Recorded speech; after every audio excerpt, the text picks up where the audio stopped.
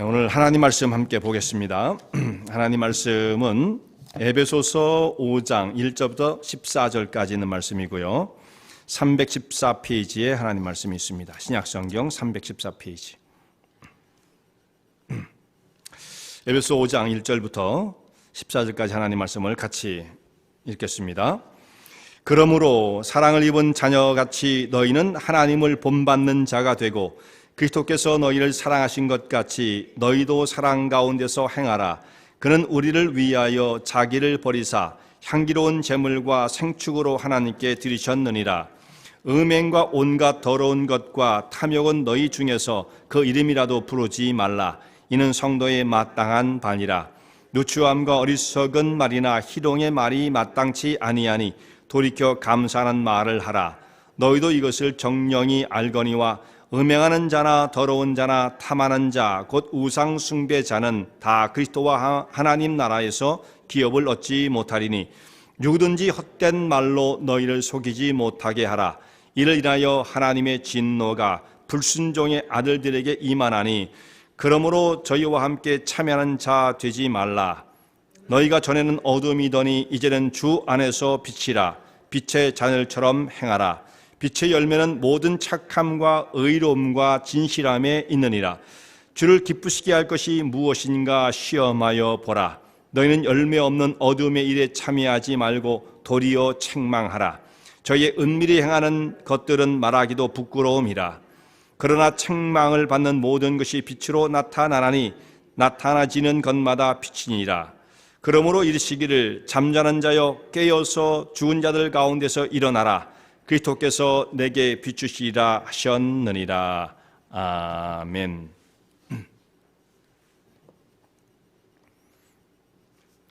주님을 본받아라고 하는 제목으로 하나님 말씀을 나누겠습니다. 우리가 지금 계속해서 상고하고 있는 하나님 말씀, 에베소서의 말씀은 1장부터 6장까지 6장으로 나눠져 있죠.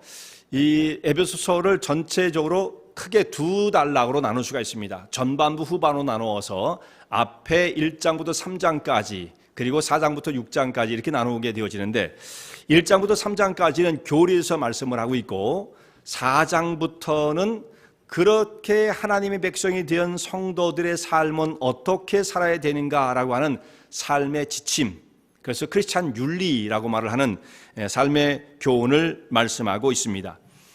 4장부터 우리가 4주 동안 우리 4장의 말씀을 쭉 살펴보게 되었는데 하나님 백성이 된 성도들은 이렇게 살라. 제일 먼저 제시한 말씀이 뭐냐면 성령 안에서 하나가 되라. 굉장히 중요한 말씀이죠. 성령 안에서 모든 성도들이 하나가 되어야 합니다. 성령께서 하나 되게 하신 것을 힘써 지키십시오. 이게 하나가 안 되고 분열이 되고 깨지고 개인주의화 되어지고 홀로 따로 있게 되어지면 그 뒤에 부작용이 계속 일어나게 되어집니다. 아무것도 안 되는 거예요. 같이 연합을 이룬다는 것 대단히 중요하죠. 그렇게 하나가 되어져서 하나님을 통하여 하나님의 교회가 성장을 이루게 되어지고 하나님의 교회가 성장을 하게 되면 그 교회에 지체되어진 성도 각 개인이 한 사람 한 사람이 또한 영적인 성장을 이루게 되어집니다. 하나됨을 통하여 성장을 이루라는 말씀이 그 뒤를 잇고 있고요. 그리고 성도들의 상태, 하나님의 백성으로 부름을 받은 하나님의 백성들의 상태가 어떤 자들인가를 다시 한번 확인을 하고 그 뒤로 넘어가게 되어지는데 그 말씀은 뭐였느냐면 우리는 옛사람을 벗었고 새 사람을 입었다. 그 영적인 상태를 말씀해 주고 있습니다. 하나님의 자녀들은 새 사람을 벗어야 옛사람을 벗어야 된다가 아니에요. 벗었다. 그리고 새 사람을 입으라가 아니라 입었다가 되는 겁니다.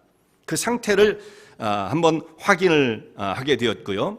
그리고 난 다음 그렇게 옛사람을 버리고 새 사람을 입은 하나님의 백성이 된 성도들은 그 말에 있어서 성도들의 언어 생활은 어떠해야 되는가라는 말씀하면서 그 말은 항상 덕을 세우고 다른 사람을 인커리징하는 말로 그 언어 생활이 이루어져야 한다는 것을 교훈했습니다. 이것이 4장의 내용이에요. 이 4장의 내용을 4주 동안 쭉 살펴봤고 지난주 임직식에 이제 우리가 다른 내용을 말씀을 살펴봤다가 다시 오늘 5장으로 돌아오게 된 겁니다.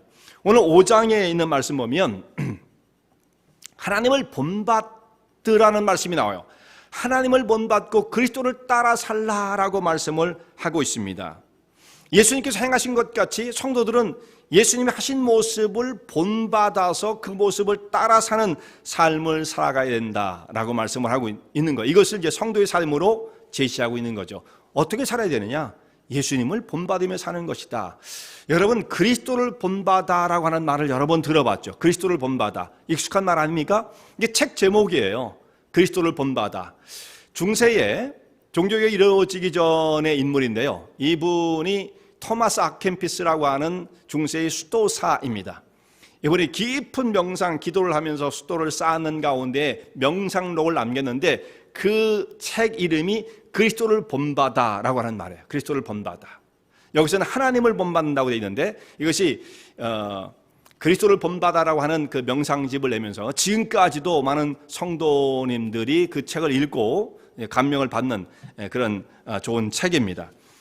예수님을 따라 사는 것, 예수님을 따라 사는 것이 성도들의 삶의 모습이다라고 말씀을 하고 있는 거예요. 예수님께서는 어떤 삶을 살아가셨는가? 예수님은 하나님의 아들이셨음에도 불구하고 우리를 위하여 자기를 희생하여 자기를 다 버려 하나님 앞에 희생의 제물로 생축으로 자기를 들으셨다라고 말씀을 하고 있죠. 예수님의 삶은 희생적이고 헌신적인 삶이었다라고 말씀을 합니다. 그 예수님의 삶을 통하여 우리가 하나님 백성이 될 수가 있었던 거예요. 예수님이 능력이 많았다, 거룩하신 분이시다, 물론이고 당연한 것이지만 그 상태에 가만히 계셨다고 한다면 우리는 하나님과 별다른 관계가 없어요. 관계를 맺을 수가 없어요. 근데 주님께서 자기를 다 희생하시고 자기를 버려서 우리를 위하여 희생제물이 되셨기에 하나님의 거룩한 백성이 될 수가 있었던 것입니다. 이런 하나님의 사랑을 받은 주의 백성들은 어떤 삶을 살아야 되는가라는 것을 오늘 말씀하고 있는 거죠. 첫 번째 나오는 말씀이 이것입니다. 헛되고 누추한 일을 멀리해라. 그런 일을 가까이 하지 말아라 라고 말씀하고 있는 것입니다. 여기 이제 직접적으로 제시하고 있는 말씀은 이거예요. 음행과 온갖 더러운 것과 탐욕은 너희 중에서 그 이름이라도 부르지 말아라. 그 부끄러운 일이다. 이름도 말하지 말아라. 음행과 온갖 더러운 것과 탐욕은 너희 중에 이름도 부르지 말라. 자, 이 세 가지로 표현이 되어 있지만 이 세 가지가 다 다른 게 아닙니다. 한 가지로 결국은 귀결이 되어져요. 온갖 성적인 타락한 더러운 것에 가까이 하지 말아라 라는 것을 말씀하고 있는 거예요. 음행은 분명한 것이죠. 음행, 음란한 것, 또 그런 범죄를 저지르는 것, 이건 명확한 얘기죠. 온갖 더러운 것도 똑같은 것입니다. 그와 유사한 범죄들이 여기에 다 포함이 되어 있는 거죠. 근데 탐욕은 조금 멀리 보이지만 이 탐욕도 마찬가지예요. 이 탐욕도 같은 의미로 쓰여진 것입니다.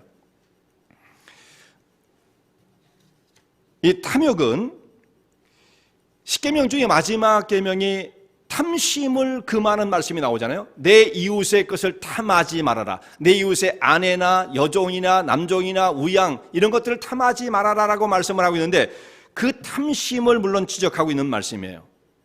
이 탐심은 사람이 욕심을 품는 것은요, 사람과 사람 사이에서는 그건 죄가 안 됩니다. 사람과 사람 사이에서 욕심을 품었는지 안 품었는지도 모르잖아요. 우리는 사람 속에 들어있는 것이기 때문에. 그러니까 인간 세계 속에서는 자기 속에 무언가를 담고 있는 것 그 자체를 범죄라고 말할 수는 없어요. 그럼 벌을 줄 수가 없죠. 근데 하나님 나라에서는 달라요. 사람은 그것을 밖으로 꺼내놓기 전까지는 범죄가 안 되지만 하나님 앞에서는 마음에 품고 있는 것 자체가 범죄입니다. 물론 밖으로 꺼내놔도 그것도 범죄죠, 당연히. 그러나 마음에 품은 것, 그 탐심조차도 하나님 앞에서는 범죄가 되어진다. 십계명 마지막 계명이 탐심을 품지 말라는 말씀이죠. 하나님께서는 우리 마음의 중심을 보시는 분이시니까 행위도 중요하지만 그 사람의 마음의 상태와 동기를 또한 중요하게 보신다는 말씀이에요. 그런데 우리 이 탐심이 여기 성적인 문제와 어떤 연관이 있느냐 하면 그 남에 있는 아내를 탐하는 마음, 이것과 연관되어서 이 성적인 것을 연관시켜서 말씀하고 있는 것이죠. 모든 성적인 음란한 것으로부터 성도들은 가까이 해서는 안 된다는 것을 말씀하고 있는 것입니다. 오늘날 성적인 타락의 정도는 점점 깊어가고 어두워져 가고 있다고 우리가 생각하고 있죠. 그건 또한 사실이죠. 너무 공공연하게 그런 일들이 벌어지고 있으니까 다 어그리할 수 있는 것입니다. 그런데 여러분, 이 성적인 타락의 문제는 오늘날의 문제만은 아니에요. 과거에는 어땠느냐? 과거에는 지금보다 덜했겠지? 꼭 그렇지는 않습니다. 특별히 이 말씀이 기록되던 2000년 전에 있던 그리스 문화권 속에 살았던 사람들의 그 도시국가들의 성적인 사회의 상태는 굉장히 문란했다는 것이죠. 이 에베소서 받고 있는 에베소 사람들뿐만 아니라 또한 고린도 이런 데에 가면 엄청나게 큰 신전들이 서 있었습니다. 특별히 에베소에는 어마어마한 신전이 서 있었어요. 이 에베소 사람들은 아뎀이라고 하는 신을 섬겼잖아요. 이 아뎀의 신전이 그 규모가 세계 고대 사회의 7대 불가 사이에 들어가는 엄청난 규모의 신전이었다는 것이죠. 지금 이제 그리스에 가면 아직도 남아있는 신전이 있고 터들은 이제 아직도 많이 남아있고 신전이 거의 원형의 모습을 뭐 좀 이제 부서지긴 했지만 그 모습을 담고 있는 것이 파르테논 신전입니다. 파르테논 신전. 그게 이제 뭐 세계 지금 문화유산이고 엄청난 신전으로 지금 아직도 이제 우리가 이제 그걸 보러 이제 가는 거죠, 사람들이. 그 파르테논 신전보다 3배 이상의 규모를 가졌던 것이 이 에베소에 서 있던 아데미 신전이었다라는 거예요. 근데 이 신전은 그냥 우상을 섬기는 것으로 그냥 끝난 것이 아니라 그 신전에서 봉사하는 여사제들과 신전의 예배를 그 제사를 드리러 온 사람들 사이에 성적인 문란한 일들이 벌어지게 되었다라는 것이죠. 우상을 섬기는 일은 이처럼 도덕성이 없는 거예요.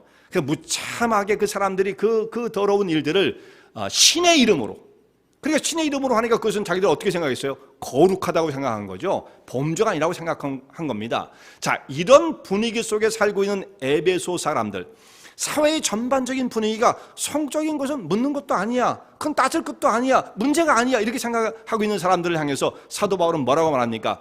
음행이나 온갖 더러운 것이나 탐욕은 이름도 부르지 말아라, 가까이 가서는 안 된다라고 엄격하게 말씀하고 있는 것입니다. 자, 성도들의 삶은 여기에서 구분되어 있어야 한다라는 것을 말씀하고 있는 것이죠. 자, 우리가 직접적으로 이런 일에 참여하는 분이야 물론 안 계시죠. 안 계셔야만 하고요. 근데 은연중에 이 성적인 농담을 잘하는 분들이 가끔 있어요. 자, 우리 교회는 그런 분이 없다고 생각합니다. 저희 교회는. 그러나 성도들 중에서도 간혹 보면 이 성적인 농담, 뭐 음담 패설 같은 거 이런 것들을 막 이렇게 많이 알고 있으면서 막 얘기해 주시고 싶어 하는 사람들이 있단 말이죠. 근데 이 시작이 성도님들로부터 시작될 수도 있지만 어떤 경우는 간혹 보면 설교 시간에 강단에서 설교하는 목사들도 막 그런 이상한 성적인 농담들을 하는 경우들이 있어요. 그런 분들이 있죠. 여러분들 알고 계신 분들도 뭐 생각날지도 모르겠어요. 그런 사람들이 있습니다. 강단에서 하나님 말씀을 증거하는 이 자리를 그런 식으로 사용하면 그야말로 곤란하죠. 왜냐하면 그분들의 생각은 물론 아주 나쁜 쪽으로 끌고 가기 위한 목적은 아니었다고 생각해요. 유머를 사용해서 좀 사람들의 딱딱한 마음을 좀 이렇게 풀어주고 경계를 좀 이완시켜서 하나님 말씀을 잘 받을 수 있는 그런 상태가 되게 하기 위한 의도를 가질 수는 있는 거죠. 의도는 그랬을지 모르지만 담겨있는 내용이 성적인 어떤 그런 농담들을 이렇게 흘려버리게 되어지면 성도들에게 남는 것은 뭐냐면, 야, 저렇게 거룩한 그 강단에서 하나님 말씀을 전하는 사람들도 뭐 저런 말을 하는데 우리 성도들이야 그런 말 못할 게 뭐 있느냐, 이 표준이 어떤 기준이 딱 잡히게 되어져요. 그래서 쉽게 그런 말들을 할 수가 있게 되어지기 때문에 참 그야말로 말씀을 전하는 사람들은 언어 사용을 잘 선택해서 해야만 되는 것이고 그런 내용들은 입에 담아서는 안 되는 것입니다. 근데 간혹 오래전에 보면 그 뭐 타교회의 문제들입니다. 이렇게 셀그룹, 구역 예배 이런 데 가면 성도들이 저 구석에 앉아가지고 막 재밌는 얘기를 하는데 가만히 이렇게 들어보면 그 이상한 얘기들을 하면서 좋아한단 말이에요. 그런 걸 가지고 우리가 성도님들이 그 유익거리로 사용해서는 결코 안 되는 것이고 곧 그런 것은 성도들의 거룩한 삶을 방해하는 일이 되어지는 것입니다. 자, 이런 것들은 이름도 부르지 말아라, 입에도 담지 말아라 라고 말씀하고 있는 것이고 이것이 성도의 마땅한 바다, 아주 강하게 말씀하고 있는 거죠. 한번 질서가 무너지잖아요. 그런 질서가 교회에 파고들기 시작하면 급속도로 퍼집니다. 나중에는 그것을 막는다는 것, 그것을 핀셋으로 뽑는다는 것 참으로 어려운 문제죠. 그래서 물이 안 들게 하는 것이 참 중요해요. 차라리 여러분 좀 딱딱하더라도 그렇게 가는 게 낫지. 뭐 서로 친하다고 뭐 우리 격이 없다고 그래서 그런 것들을 무너뜨리기 시작하면 굉장히 교회가 혼란스러워질 수 있다라는 것입니다. 그 뒤에 나오는 말씀을 보면 누추함과 어리석은 말과 희롱의 말은 합당치 않다. 돌이켜 감사하는 말을 하라고 말씀을 하고 있습니다. 여기서 또 성도의 언어 생활을 지적을 해요. 누추함과 어리석은 말과 희롱의 말이 성도들에게는 합당치 않다. 자, 4장에 있는 말씀 보면 성도는 옛사람을 벗었고 새로운 사람을 입었은 즉 그들의 언어 생활은 어떠해야 되는가를 말씀했죠. 근데 5장에 오면 또 그 말씀을 하는 거예요. 자, 사도 바울이 이 언어, 성도들의 언어 생활을 한 번 강조해가지고요, 이게 해결이 안 되는 문제예요. 안 고쳐지는 거예요. 훈련이 안 되는 거죠. 그러니까 이것을 기회가 있을 때마다 사이사이에 그 말씀을 집어넣어서, 그것도 한 번도 아니었죠. 4장에 있는 말씀 보면 4장 25절부터 성도들의 언어 생활을 말씀하고 있습니다. 거짓을 버리고 참된 것을 말하라. 그렇게 말씀하고 있죠. 4장 29절에 가면 더러운 말은 입 밖에도 내지 말라. 더러운 말은 입 밖에도 내지 말라. 이게 또 말이잖아요. 선한 말을 하여 덕을 끼치라. 은혜를 끼치라. 31절로 내려가면 4장의 말씀입니다. 4장 25절, 29절, 31절. 31절 가면 악독과 노함과 분냄과 떠드는 것과 회방하는 것을 모든 악의와 함께 버리라. 이것도 결국은 말이죠. 악독, 노함, 분냄, 떠드는 것, 회방, 이게 다 말로 하는 거잖아요. 자, 그렇게 언어 생활에서 철저하게 말씀을 교훈을 했는데 5장에 오니까 또 그 말씀을 해요. 4절에서 누추함과 어리석은 말이나 희롱의 말이 성도들에게 합당치 않다, 마땅하지 않다라고 말씀하고 있는 것이죠. 성도들은 언어 생활에 있어서 절제력을 보여야 한다. 하고 싶은 말이라고 해서 다 하면은 안 돼요. 여러분, 사실 이런 일에 있어서 가장 사실상 현실적으로 가장 유혹을 많이 받는 사람이 누구냐면 목사들이에요. 왜냐하면 말의 표현을 가지고 성도님들 이해를 도와야 되잖아요. 그러다 보면 좀 더 말이 디테일해져 가기가 쉽고 강조되어지기가 쉽고 세지기가 쉽습니다. 그런 유혹을 계속 받는 거예요, 사실은. 그래야만 말이 의미가 잘 전달된다고 생각하니까. 그러다 보면 정말 말이 자꾸 세질 수가 있는 거죠. 그런 속에서도 절제력이 필요하다는 것입니다. 근데 성도님들도 무슨 말을 하다 보면 속이 자기가 그 말을 해놓고 속이 시원해지길 바라는데 그렇게 되어지면 말이 점차 거칠어집니다. 절제가 필요해요. 고상한 말로 좀 바꾸어서 의미 전달이 좀 덜 되더라도 좀 마일드하게 말씀을 표현할 수 있어야 돼요. 그냥 톡톡 쏘게 날카롭게 말하는 건 별로 좋지 않다, 이거 성도님들은. 은혜롭게 좀 의사 전달이 한 80%만 되더라도 그 정도만 해도 만족하게, 그렇게 해서 우리가 언어 생활을 순화시키는 것이 대단히 의미가 있는 것입니다. 그렇지 못하면 그 말 속에, 거친 말 속에 상처를 받고 그 상처를 다른 상대방에게 낼 뿐만 아니라 내 인격에도 손상이 오는 거예요. 자꾸 그 거친 말을 하게 되어지면 그런 말을 쓰는 사람의 인성은 자꾸 거칠어지고 메마르게 되어지는 것입니다. 고상하게, 좀 우아하게, 인자하게 그 말을 표현한다는 것 대단히 중요한 것이고, 이것이 성도의, 하나님 백성으로서의 성도의 삶을 또한 살아가는데 꼭 필요한 것입니다. 누추 어리석은 말, 가치 없는 말들은 해서는 안 되는 것이고, 또한 희롱의 말 해서도 안 된다. 누추 어리석은 말, 이것을 해서는 안 될 뿐만 아니라 희롱의 말도 해서는 안 된다. 이 희롱의 말이 뭐냐면, 이 농담을 할 때 상대방의 인격을 자극을 하는 이런 희롱의 말들이 있죠. 농담을 하면서도 사람을 깎아내릴 때가 있습니다. 어떤 말을 딱 던져놓고 상대방이 그것 때문에 움찔하게 만드는 그런 농담을 던지는 사람들이 있잖아요. 그럼 이제 상대방이 그 말을 듣고 기분이 나쁘니까 또 이렇게 반응을 한단 말이에요. 왜 그런 말을 하냐. 그러면 그런 말을 던진 사람이, 희롱의 말을 한 사람이 뭐라고 하냐면, 그 농담인데 그런 말도 못 받아들여 사람이 속이 좁게 또 이렇게 해서 또 한 번 더 핀잔을 줍니다. 이런 사람들이 있어요. 실제로 정말 이런 사람이 있습니다. 제가 신학교를 다닐 때였는데 지금 벌써 굉장히 오래된 일이죠. 신학교 다닐 때 우리 신학을 같이 공부했던 분 중에 한 분이 이런 말을 잘하는 사람이 하나 있었어요. 그 누굴 만나면 평상적으로 이렇게 이야기해도 좋을 텐데 그렇게 안 하고 꼭 뭔가 그 사람에게 이렇게 자극적인 이야기를, 농담이 그 사람을 깎아내리는, 그러니까 좀 이렇게 창피하게 만드는 이야기들을 쫙 던집니다. 그럼 그 말을 듣고 이제 반응을, 왜 저한테 그런 말을 해요? 이렇게 반응을 하면, 아이고, 사람이 속 좁게 그것도 못 받아들이고 농담이야. 이러고 그냥 지나간단 말이에요. 그러면 더 기분이 나빠져요. 내가 속이 좁은 사람이구나. 나는 좀 평범하지 못하거나 이런 생각을 또 그 사람에게 지적을 받으면 더 기분이 나빠지지 않습니까? 그게 참 속상해진단 말이에요. 왜 저 사람은 저런 식으로 대화를 할까? 왜 저런 식으로 사람을 대할까? 이런 좀 좋지 않은 마음을 가지고 있었는데, 그러다가 제가 성경을 읽는 중에 성경에서 그런 사람에 대해서 뭐라고 말씀하는지를 딱 발견을 했어요. 성경에는 다 답이 있습니다. 성경에. 그런 사람을 향해서 성도에서 뭐라고 말씀하냐면 잠언서 26장 18절 있는 말씀 보면요, 18절 19절에 이렇게 말씀하고 있습니다. 횃불을 던지며 살을 쏘아서 사람을 죽이는 미친 사람이 있나니 자기 이웃을 속이고 말하기를 내가 희롱하였노라 하는 자도 그러하니라. 이게 무슨 뜻입니까? 횃불을 던지며 살을 쏘아서 사람을 막 죽이는데 그 사람이 어떤 사람이라고 했어요? 솔로몬은 그런 사람을 미친 사람이라고 했습니다. 미친 사람이라고. 좀 여기서 강하게 말을 했어요. 성경적 용어니까 그냥 쓰겠습니다. 성경에서 이렇게 말씀을 했으니까. 다른 사람에게 막 해를 가하고 횃불도 던지고 지나가는 사람만 맞으면 막 죽는 거예요. 근데 그런 사람이, 그 미친 사람이 어떤 사람이냐? 이웃을 속이고 말하기를 내가 너를 희롱하였노라, 농담이었어 하고 지나가는 이 사람도 똑같은 사람이다 라고 말씀을 하고 있습니다. 이런 사람도 있죠, 정말.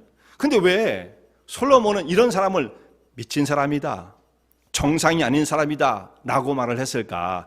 그런 거 나쁘다, 이 정도로 표현해도 될 터인데 왜 이렇게 강한 말을 썼을까? 정말 그야말로 우리 솔로몬 임금께서 왜 그렇게 강한 말을 썼을까? 그분의 언어 생활이 너무나 강해서 그랬을까요? 이 사람이 원래는 정말 정상이 아닌 미친 사람이기 때문에 그렇습니다. 미친 증거가 나와요. 왜 그러냐면, 이런 말을 쓰는 사람들은요, 상대방에겐 아무런 생각 없이 막 이런 희롱의 말을 막 던집니다. 그런데 어떤 사람이 자기에게 그런 비슷한 말을 하잖아요? 그럼 못 참아요. 그때는 이 사람은 오히려 더 흥분을 해요. 나한테 감히 그런 얘기를 할 수 있느냐고 막 이러면서 오히려 더 흥분하고. 그러니까 정상이 아니죠. 자기가 지금까지 저질러 왔던 일은 그보다 훨씬 더한데 남들이 자기에게 한두 마디 하는 것은 못 참는 사람이 있어요. 그러니까 솔로몬이 그것을 딱 파악한 거예요. 이런 사람들이 대부분의 사람이 그렇습니다. 농담이었어 라고 지나가지만 그 사람에게 누군가가 그런 식으로 농담을 하면 결코 쉽게 넘어가지 않는 사람인 것입니다. 우리가 신앙생활 할 때 서로가 서로를 세워주고 격려를 하고 서로 위로를 해서 믿음의 길로 인도하는 길로 나가야 되는데, 이 말을 통해서 우리가 다 하는 거거든요. 말을 통해서. 이 말이 참 쉬우면서도 말이 어려운 거예요. 말은 입만 열면 말이 나오잖아요. 근데도 말을 잘한다는 건 어려운 거예요. 정말 생각을 해야 되고 조심해야 되고 절제를 해야만 좋은 말을 할 수가 있습니다. 그렇지 못하다고 한다면 다른 사람을 고통 가운데 빠뜨리고 신앙생활에 걸림돌을 주는 결과를 낳게 되어지는 것입니다. 오늘 5절 말씀 보면 여기 음행하는 자, 더러운 자, 탐하는 자, 곧 우상숭배자, 이런 사람들은 그리스도와 하나님 나라를 유업으로 받지 못한다라고 말씀을 하고 있습니다. 우상숭배자는 탐하는 자, 곧 우상숭배자라고 말씀했는데 이 말씀이 골로새서 3장 5절에 똑같이 나와요. 탐심은 곧 우상숭배니라 라고 말씀을 하고 있습니다. 자, 오늘날에도 이런 사람들, 음행하는 자, 더러운 자, 또 탐심을 품은 사람들이 있을 수 있고, 또 탐심 가운데 그 사람들은 우상숭배자들이 될 수 있는데, 이런 사람은 하나님 나라를 유업으로 받지 못한다. 여러분, 우상숭배자들은 과거에는 많았어도 지금은 그렇게 많지 않을 것이다, 이렇게 생각할 수 있잖아요. 현대시대에, 이 과학의 시대, 문명의 시대에 누가 우상에 가서 그렇게 절을 하며 복을 빌랴 생각할지 모르지만 사람은요, 이 과학의 발전과 문명의 발전과 관계가 없어요. 사람의 생각은 별로 달라지지 않았습니다. 그래서 지금도 헛된 우상을 앞에 두고 복을 비는 사람이 얼마든지 있을 수가 있는 거죠. 즐비한 겁니다. 심지어 미국에도 그런 일이 있을 수 있는 거예요. 몇 년 전에 우리 성도님 중에 한 분이 저에게 집을 보러 가는데 자기가 집을 이제 사기를 원하죠. 여러 군데 집을 보고 있는데 그 중에 한 집이 마음에 들어서 그 집을 이제 살지 모르는데 저보고 와서 한번 좀 같이 좀 봤으면 좋겠다고 저한테 그런 부탁을 했어요. 그래서 제가 그러자고 그래서 그 집을 갔으면 제가 뭐 집을 잘 보는 사람도 아니지만 집을 보러 갔어요. 그때 집을 딱 들어가자마자 이 한국 사람이 살았던 집인데 들어가자마자 제일 잘 보이는데 이게 뭡니까? 이게 누르스름한 종이에다가 붉으스러운 그 글씨로 해가지고 부적을 딱 붙여놨더라고요. 이게 도대체 한국에서 갖고 온 건지 아니면 이 시카고에서 그런 걸 만들어 파는 사람이 있는지 그것까지 잘 모르겠습니다만 부적을 딱 붙여놨어요.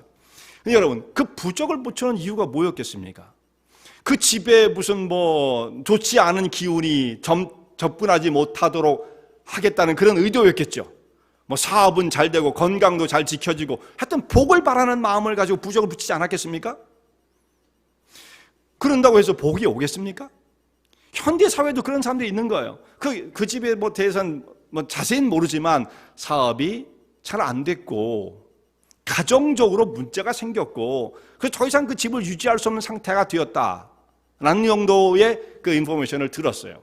그러니까 부적 그게 어떻게 사람을 지켜주는 것이 되겠습니까? 그런데도 현대 사람들도 그런 일에 빠지게 되어집니다. 그런데 그렇게 눈에 보이는 우상숭배뿐만 아니라 탐심을 품는 것. 나는 우상숭배 그런 데 가서 절하고 그러는 건 없어. 나 부적 같은 거 안 갖고 다녀. 그런 생각을 할지 모르지만 기독교인들 가운데서도 얼마든지 우상숭배에 빠질 수 있는 가능성, 위험성이 있어요. 왜냐? 탐심은 우상숭배라고 말씀했기 때문입니다. 왜 탐심이 우상숭배가 될까? 이 원인이 뭐예요? 탐심을 품은 그 자체가 우상숭배가 됩니까? 근데 왜 성경은 그것을 이퀄로 놨을까요? 탐심, 우상숭배자들의 마음속에 무엇이 들어있습니까? 탐심이 들어있어요.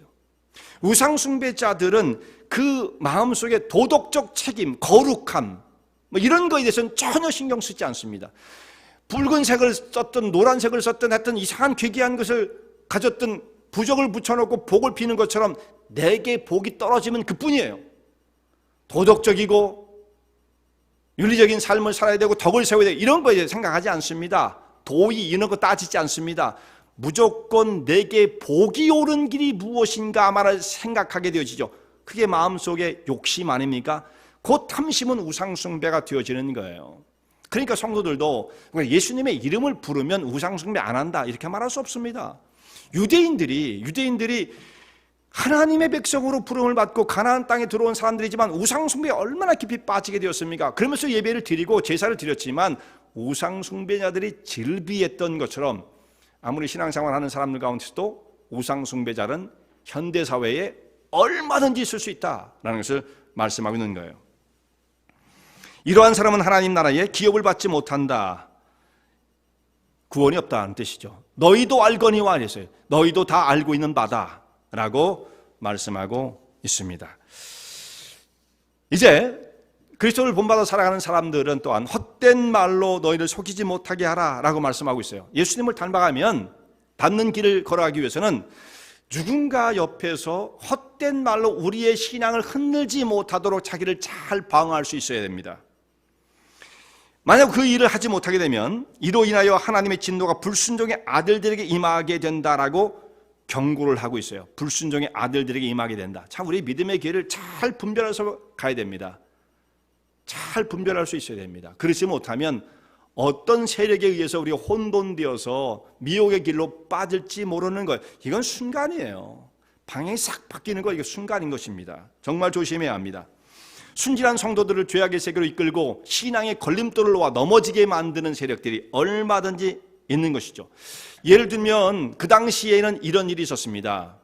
성도들을 미혹할 때 어떻게 미혹했느냐면 이때 당시에는 특별히 에베소와 이 지역에 사는 사람들에게 이것이 아주 잘 사람들이 유혹하기 쉬웠던 하나의 방법이 있었는데, 영적인 것과 육적인 것을 철저하게 나누는 거예요.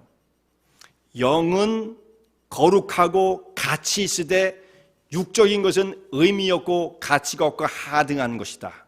이 두 가지를 나누는 거예요. 이걸 이원론이라고 그러는데요. 딱 두 가지를 나누는 거예요. 그리고 이 육신적인 것은 저급한 것이기 때문에 이 상위의 그 위에 있는 영적인 세계에 육적인 것은 영향을 못 준다. 이렇게 또 얘기를 합니다. 그러므로 육신적인 것은 어떻게 사용하든 상관없다라고 생각을 했던 거예요. 그렇게 되면 결국 어디에 빠지겠습니까? 육신적인 쾌락과 탐욕에, 죄악에 깊이 빠지게 되어지는 것이죠. 그것을 정당화했던 거예요. 육신이 어떻게 살든 영혼에 영향을 줄 수 없어 라고 생각을 했던 거죠. 그렇게 사람들을 미혹을 했던 거죠. 근데 여러분, 이 말씀은요, 어느 정도 성경에서도 그 말씀이 출발이 나와요. 예수님 말씀 가운데도 요한복음 6장 68절에 있는 말씀 보면, 63절 말씀 보면 예수님 이렇게 말씀하시죠. 살리는 것은 영이니 육은 무익하니라. 자, 예수님 말씀 그것을 그대로만 놓고 본다면, 살리는 것은 영이니 육은 무익하다. 육은 그건 의미 없는 거야. 이렇게 말씀하셨단 말이에요. 무익하다. 근데 이것을 어떻게 적용하느냐가 굉장히 중요한 거죠. 좀 전에 말씀했던 그 다른 사람을 미혹하는 사람들처럼 육신은 의미 없는 것이기 때문에 아무렇게나 써도 돼. 이쪽으로 나가면 그건 하나님의 말씀을 위배하는 것이고요. 예수님의 말씀은 무슨 뜻이냐면, 육신적인 것은 아무리 거룩하게 하려고 하고 육신적인 노력을 한다 할지라도 육신적인 힘, 그 세계 속에서는 하나님의 하나님의 구원을 이룰 수 없다는 말씀이에요.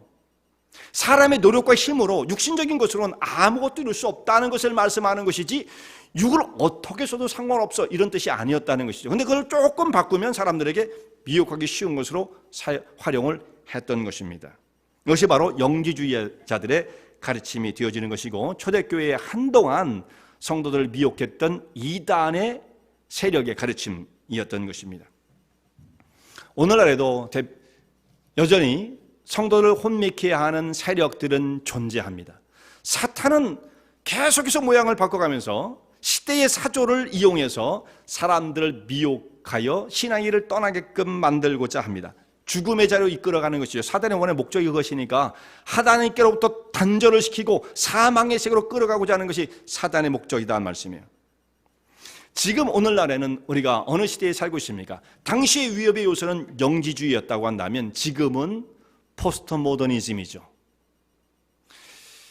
자, 지금 여기서 벗어나 사는 사람은 이제 아무도 없어요. 과거 같으면 커뮤니케이션, 통신도 잘 안 되고 뭐 지역 간의 그 문화도 다 다르고 이렇게 해서 서로가 좀 떨어져 있기 때문에 크게 영향을 좀 지금 덕게 받을 수 있는데, 지금은 온 세계가 하나의 이 단일 문화권으로 묶여져 가고 있는 상황에 있습니다.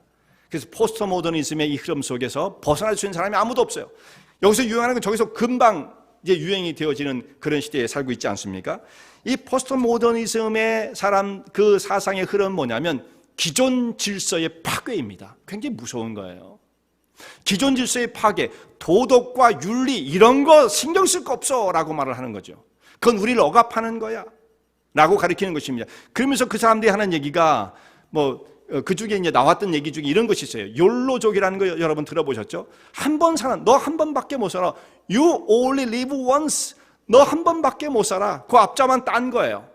그러니 짧은 인생, 너 살고 싶은 대로 원하는 대로 살아라고 하는 것이 이 사람들의 삶의 모토가 되어지는 겁니다. 윤리, 다른 사람의 눈치 이런 거 보지 마. 그러면 네 짧은 인생 즐기지 못해.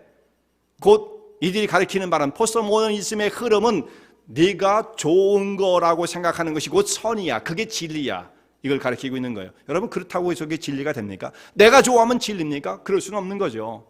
여기 이 사람들의 가르침, 이 사상의 흐름은 어떤 전통적 가치나 도덕이나 도의, 질서 이런 것들을 전혀 무시하는 거예요. 그걸 가치 없는 것으로 보고 있는 것입니다.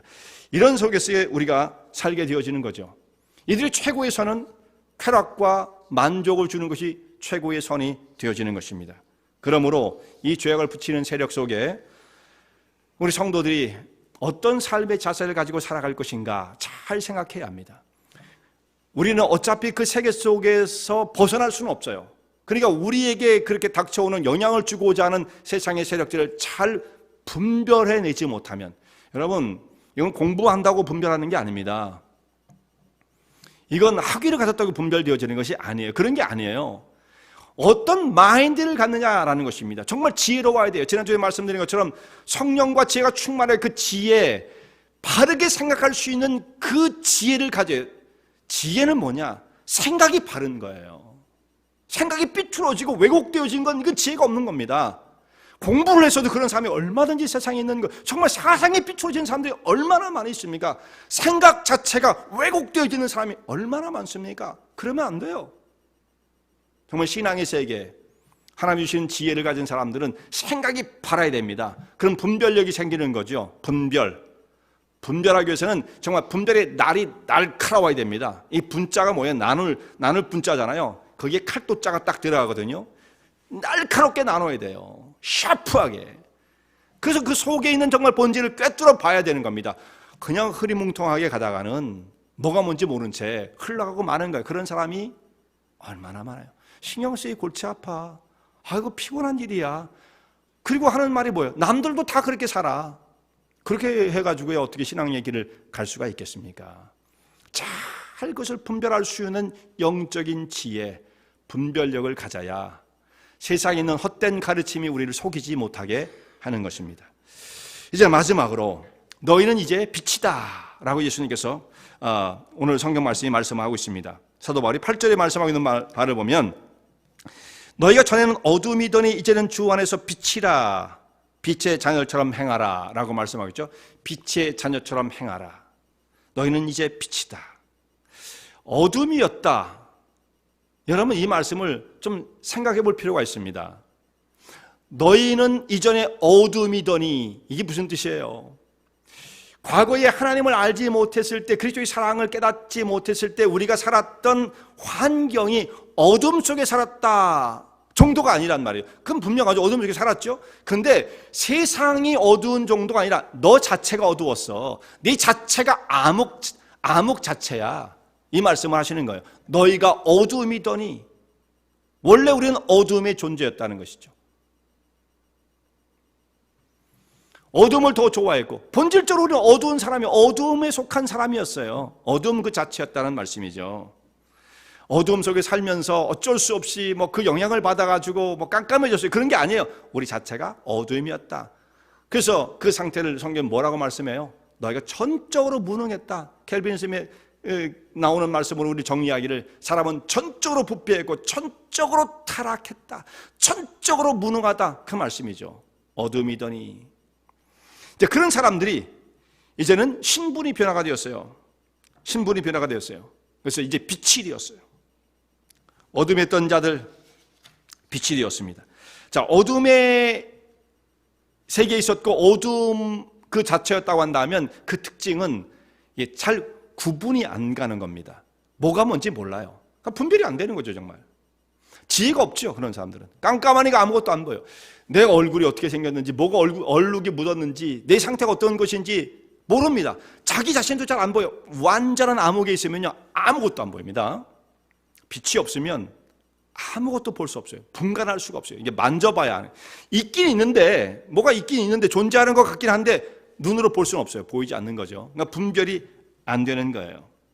그런 상태에서는 아무도 자기의 죄를 문제 삼지 않았어요. 남들도 내 죄에 대해서 문제 삼지 않고 나도 남에 대해서 문제를 삼지 않아요. 서로가 다 똑같은 깜깜한 상태이기 때문에 그렇습니다.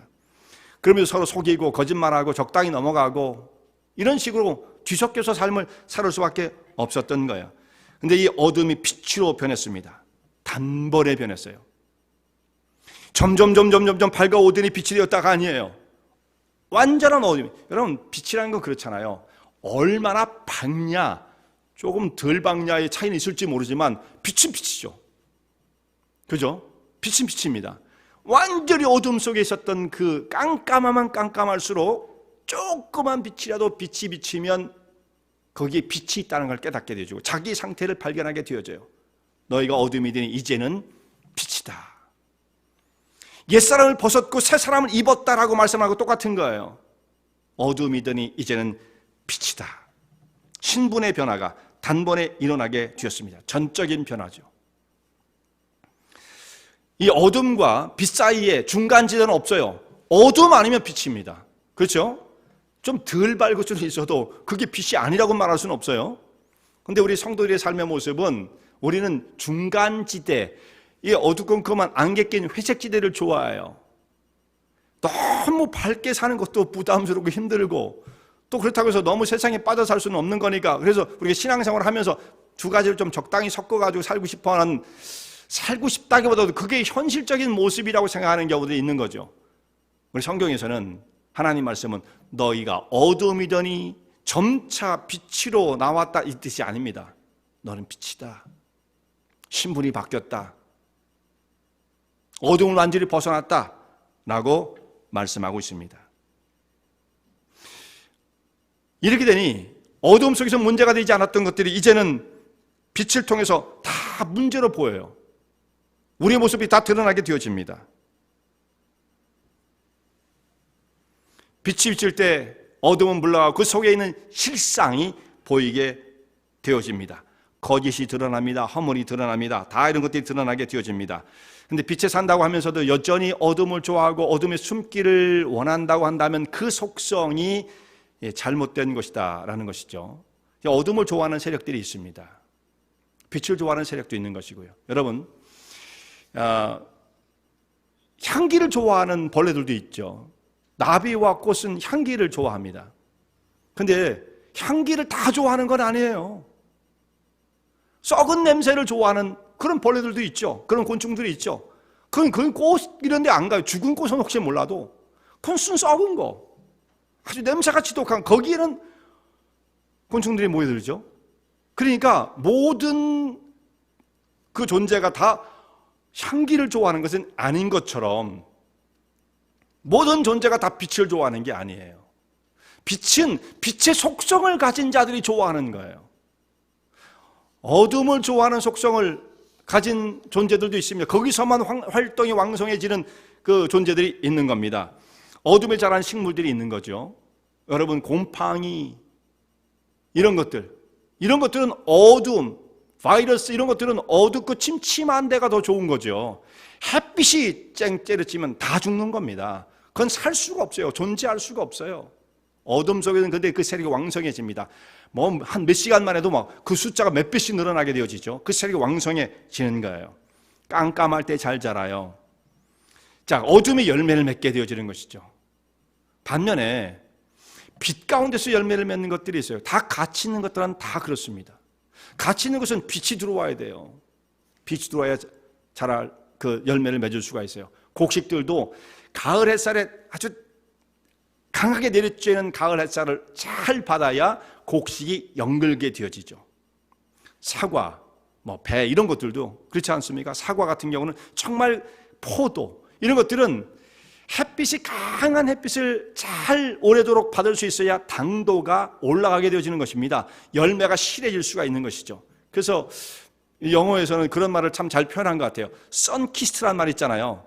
햇빛이 와서 키스를 해줘야 아주 강하게, 그래야 그 속에 정말 당도가 높은 열매를 맺게 되어지는 것입니다. 이처럼 성도들의 삶도 같아요. 우리가 어둠을 좋아하고 그 세력 속에 붙잡히게 되어지면 그 속에 오래도록 길들여져서 결국은 어둠의 열매를 맺을 수밖에 없어요. 불의한 것들이죠. 나쁜 것들이죠. 탐욕스러운 것들이죠. 결국은 그 결과는 하나님 나라를 유업으로 받지 못하는 것을 너희도 알지 않느냐라고 경고를 했습니다. 빛을 좋아하고 거룩을 좋아하는 하나님의 백성들, 그 결과는 어떻게 되어지겠습니까?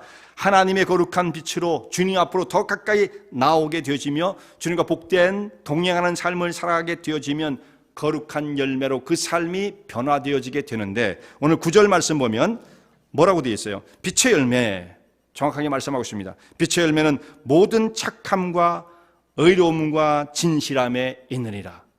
성도의 거룩한 열매를 맺게 되어지는 것이죠. 모든 착함과 의로움과 진실함이 있다. 성도의 진정한 삶을 살아가게 되어진다. 그러므로 성도들은 어둠의 세력에 동조하지 말고 혹은 못 본 척하지 말고 빛을 통하여 어둠에 있는 세력의 실체를 드러내라. 여기서 뭐라고 말씀했냐면 책망하라 라고 되어 있어요. 책망하라. 11절 말씀에 너희는 열매 없는 어둠의 일에 참여하지 말고 도리어 책망하라 이렇게 되어 있습니다. 근데 여러분, 어둠에 속해 있는 사람한테 책망하면 어떻게 되겠어요? 그 사람이 좋아하겠어요? 그 받아들일 수 있겠습니까? 이건 쉬운 문제는 아닙니다. 여기에 책망하라고 아주 강하게 표현되어 있긴 하지만 NIV 성경에서는 이것을 어떻게 표현을 했느냐 하면 빛의 속성으로 표현을 했습니다. 빛의 속성으로. 책망을 어떻게 하냐면 expose them 이렇게 말을 했어요. 그들을 드러내라 라는 것이죠. 자, 빛이 비치면 어둠에 있는 상태가 그대로 다 드러나게 되어지는 것처럼 그걸 지적해주고 책망하고 정죄하라, 판단해라 그런 말씀으로 쓴 것이 아니라 빛을 통해서 그 사람의 행위가 어떠한지를 깨우쳐줘라, 그 사람의 상태가 무엇인지 발견하게 해줘라 라고 정도 말씀하고 있는 겁니다. 그래야만 분쟁이 없죠. 그래야만 또 그 사람이 위로를 받고 그 사람이 변화될 가능성이 있지, 너무 집요하게 그 사람 막 책망하고 다니면 원수가 되지 않겠습니까? 그건 좋은 결과를 낼 수가 없는 거죠. 빛이 드러나서 그들의 상태가 무엇인지를 알게 해줘라. 하나님의 교회에 정말 빛으로 가득한 성도들이 가득하면 그런 사람들을 통해서 옆에 있는 사람들이 영향을 받는 거예요. 영향을 받는 거예요. 동시에 두 가지가 다 일어나야 되는 겁니다. 빛이 가득한 하나님 백성들이 주변에 있는 사람들에게 영적인 영향력을 잘 전달해 줘야 되며, 또한 그 사람들 가운데서는 이 세력은 완벽한, 우리가 살고 있는 곳은 완벽한 곳이 아니기 때문에 헛된 말로 우리를 속이지 못하도록 하도록 그들을 잘 분별해낼 수 있어야만 성도의 믿음의 길을 갈 수가 있는 것입니다. 자, 빛이 되어지는 너희는 이 모든 것들을 밝혀내라. 자, 13절 말씀 보면요, 13절에 그러나 책망받는 모든 것이 빛으로 나타나나니 나타나는 것마다 빛이다 이렇게 말씀을 했어요. 조금 어렵죠. 여러분 한번 13절 말씀을 다시 한번 보시기 바랍니다. 책망을 받는 모든 것이 빛으로 나타나나니 나타나지는 것마다 빛이니라. 무슨 뜻인지 어렵잖아요. 근데 이 번역을 새 번역에서는 이렇게 번역을 했습니다. 빛이 폭로하면 모든 것이 드러나게 됩니다. 다시 말해서 드러나게 하는 것은 빛이다. 이 말씀을 조금 어렵게 표현한 거죠. 쉽게 번역되어진 성경을 보면 이해가 되어집니다. 그래서 빛을 통해서 모든 것이 다 적나라하게 드러난다라는 말씀이에요. 그래서 이 마지막 구절로 연결되어집니다. 마지막 구절에 잠자는 자여 일어나라. 이 말씀은 이사야서 60장에 있는 말씀, 60장 1절부터 나오는 말씀을 인용한 말씀이에요. 잠자는 자여 일어나라 빛을 발하라는 말씀이죠. 일어나라 빛을 발하라. 이는 내 빛을 얻고 여호와의 영광이 내 위에 임하였음이니라. 오늘 말씀에는 이사야서에는 여호와의 영광이 내 위에 임하였음이니라. 오늘 말씀 마지막 절에는 그리스도께서 내게 비추시리라 하였느니라. 여호와의 영광, 그리스도께의 비추심. 결국 말씀이 비슷하게 말씀이 만나고 있죠.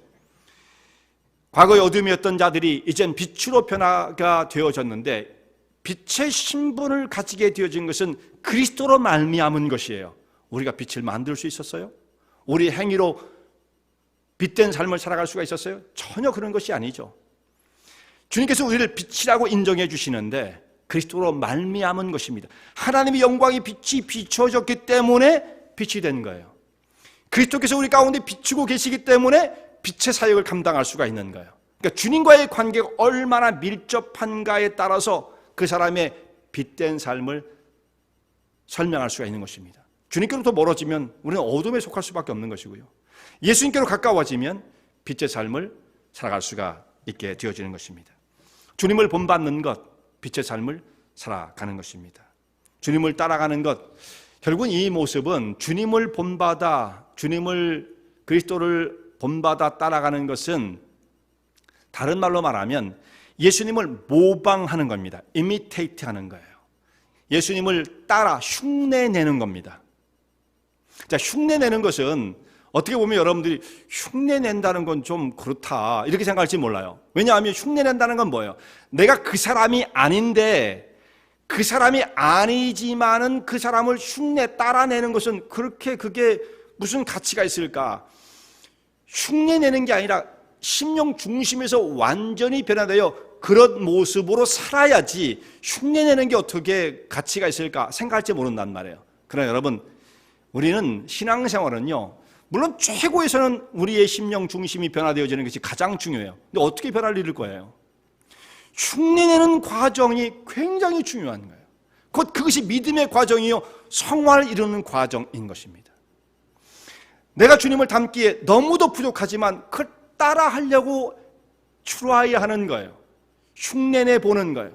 예수님의 말씀, 예수님의 인격, 예수님의 행하신 모든 일들을 우리도 비슷하게 예수님을 닮아가는 그 모습으로, 예수님의 국률, 그것을 따라가려고 우리가 실천하는 가운데서 점점 우리의 속 사람도 변화를 경험하게 되어지는 것이고 성화를 이루게 되어지는 것입니다.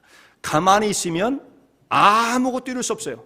겉모습도 변하지 않을 뿐만 아니라 속 사람도 변하지 않는 것입니다. 신앙생활은 결국 그거예요. 예수님을 모방하며 따라가는 것입니다.